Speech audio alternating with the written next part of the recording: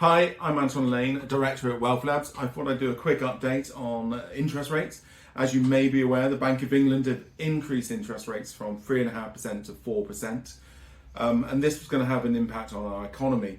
But why did the Bank of England raise interest rates? Well, when they announced the raise, they cited such reasons as increase in wages, the pressures on mortgages and the increase in mortgage rates, and the prices of commodities going up. So we can see these inflationary measures rising in the economy, this cost of living going up. And what the Bank of England are trying to do is increase interest rates in order to reduce those increasing rises by changing the supply or the effect on supply and demand for our common goods. So they're trying to rectify the market. But what does it mean for everybody else? Well, at the moment, we can see obviously an increase in interest rates.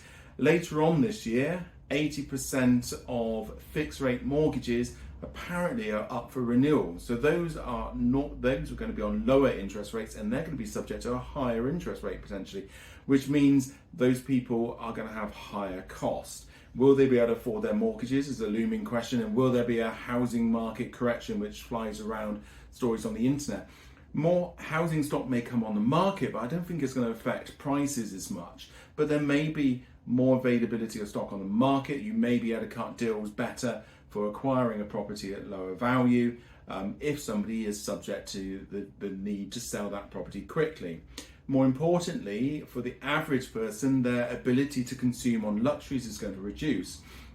This is because of a number of things. We've got not only the interest rates, which is pushing up obviously the cost of people that buy of mortgages, but also people that buy on finance, etc. But we're also going to have that increase in fuel costs, which is coming in later this year. Apparently, fuel costs are going to go up by about 43% in the summer of this year, which is going to be an enormous amount on top of our costs leading into autumn next year for the average family to be able to afford to live off, which means their propensity to consume is going to be reduced, which means we're going to see less spending. The economy will slow down, and as the economy slows down, one would expect interest rates to start falling in order to increase obviously the demand for goods again. So there always a cyclical sort of involvement, but it does mean that during the end of, in my mind, in the end of 2023, we're going to see the economy falling, we're going to see possibly more housing coming on the market, maybe some better deals to be had,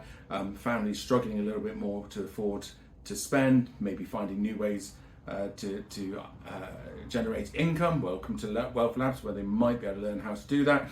And also going into 2024, you may see that reducing slowly, and therefore easing the pressure on families so they are able to spend again, then stimulating the economy. But that could be a long recovery.